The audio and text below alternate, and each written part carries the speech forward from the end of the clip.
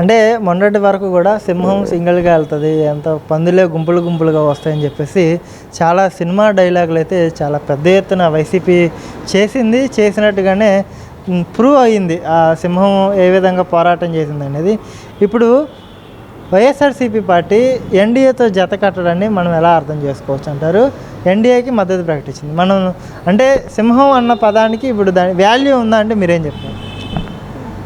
మొన్నటిదాకా కళ్యాణ్ గారిని సినిమా నటుడు, రాజకీయాలకు పనికిరాడు, అసెంబ్లీ గేట్ కూడా తాకలేడు అని చెప్పి వాళ్ళు సినిమా డైలాగులు అన్నీ చెప్పారు.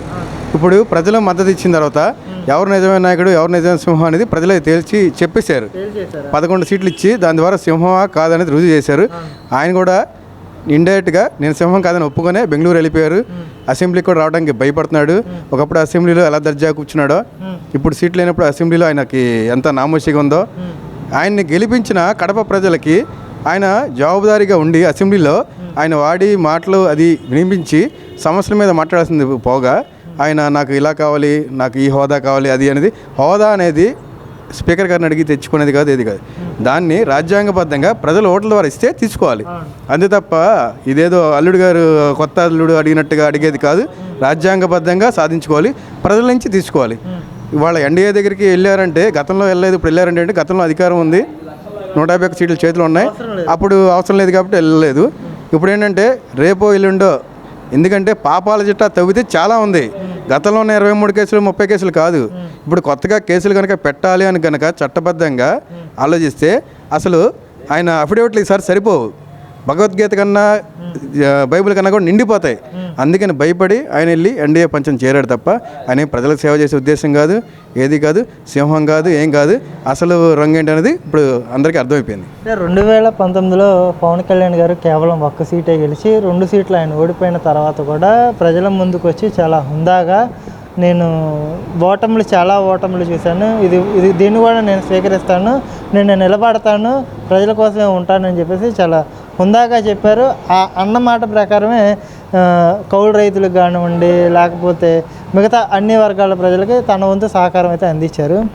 ఇదే జగన్మోహన్ రెడ్డి 11 సీట్లకు పరిమితమైన తర్వాత అంటే అసెంబ్లీకి రాకుండా మొక్కుబడిగా వచ్చి ప్రమాణ స్వీకారం చేసి ఆ ఎమ్మెల్యేలు వాళ్ళందరూ కూడా వెళ్ళిపోవడం, అంటే గెలుపుని అంత దర్జాగా తీసుకున్నప్పుడు ఓటమిని కూడా తీసుకోవాలి కదా, నిలబడాలి కదా అన్నట్టుగా కూడా మన కళ్యాణ్ గారు చెప్పారు. ఎందుకు ఆ ఓటమిని వాళ్ళు జీర్ణించుకోలేకపోతున్నారు, ఎందుకు దాన్ని స్వీకరించలేకపోతున్నారంటే ఏంటి?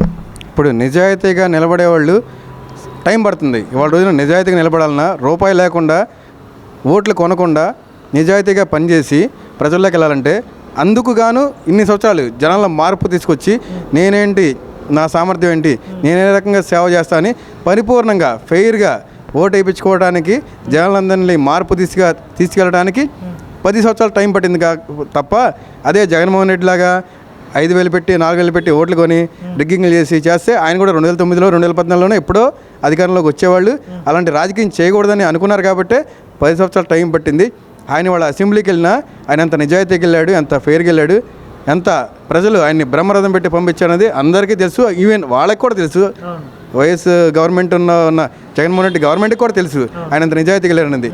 వీళ్ళు మొన్న ఏదో అదృష్టం బాగుండి మాయ మాటలు చెప్పి అది చేస్తా సిపిఎస్ అని చెప్పాడు, లెక్కర్ లేని ఇది తీసుకెళ్ళిన తర్వాత నేను ఓటెడతా అని చెప్పాడు. రకరకాల హామీలు నోటుకు వచ్చి ఏ హామీ వస్తే ఆకాశంలో నుంచి దించుతా ఉంటే ఓకే రెడీ అని చెప్పి అంతా చేసి రకరకాల మాటలు చెప్పి అటన్నిటి మేనిఫెస్టోని నేను గ్రంథం కింద పెట్టుకున్నాను, అది పెట్టుకున్నాను. మేనిఫెస్టోలోనే కరెక్షన్స్ చేసేసి మద్యపాన నిషేధం అన్నదాన్ని మార్చి మళ్ళీ దానికి కొత్త అర్థం చెప్తే మళ్ళీ మేనిఫెస్టోలో కరెక్షన్ చేసి అలా ప్రజల్ని మోసం చేశాడు. కాబట్టి ప్రజలు ఇవాళ రోజున పిచ్చోడు కాదు, అన్నీ గ్రహించారు. కాబట్టి అసలు నిజస్వరూపం ఇది, నీ స్థాయి ఇది, నువ్వు 11 సీట్లకే పరిమితము అని చెప్పి కేటాయించి అతన్ని అలా కూర్చోబెట్టారు. నామోషిగా ఫీల్ అవుతున్నాడంటే అర్థం ఏంటంటే అది రాచరికంలా ఫీల్ అయ్యాడు ఆయన ఫస్ట్ నుంచి.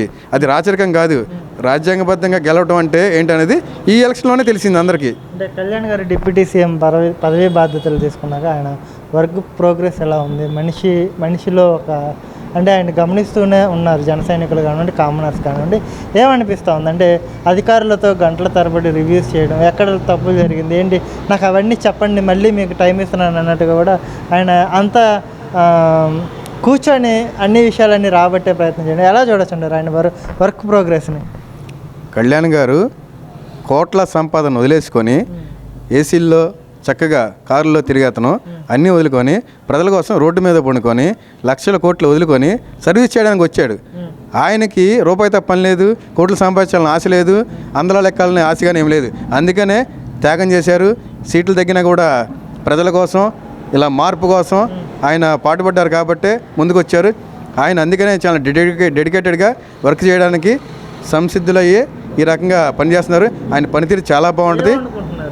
సామాన్య ప్రజల్లో ఉన్న నానుడేంటి, ప్రస్తుతం ఉన్న చర్చ ఏంటి?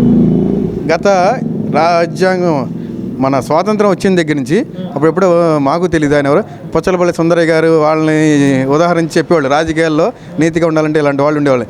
ఆ తర్వాత ఆ స్థాయిలో కళ్యాణ్ గారు చేయగలుగుతారని వాళ్ళ రోజున ప్రజలందరూ నమ్ముతున్నారు. దాని తగ్గట్టుగానే ఆయన చేస్తున్నారు. ఆల్రెడీ మనకి దాని ప్రభావం కూడా కనపడుతుంది. అలాగే ఉంటుంది. గవర్నమెంట్ ఆయన మార్క్ చూపిస్తారు. మరకలంటించుకునే పని ఆయన ఎప్పుడు చేయలేదు, చేయరు. ఆయన చేయరు. అలాంటి నాయకత్వంలో ఉన్నా కూడా వాళ్ళు ఎవరైనా సరే పార్టీలో ఉన్న కూడా అలాంటి వాళ్ళని కూడా ఆయన అక్కడ కూడా తొలగిస్తారు. ఆల్రెడీ గతంలో తప్పులు చేసినా కూడా అలా చేసిన సందర్భాలు ఉన్నాయి. ఫిల్టర్ చేస్తారు. ఆయన మచ్చలేని రాజకీయ నాయకుడు అంటే ఎవరు అనేది వాళ్ళకి ఆయన ఉదాహరణగా కనపడతారు.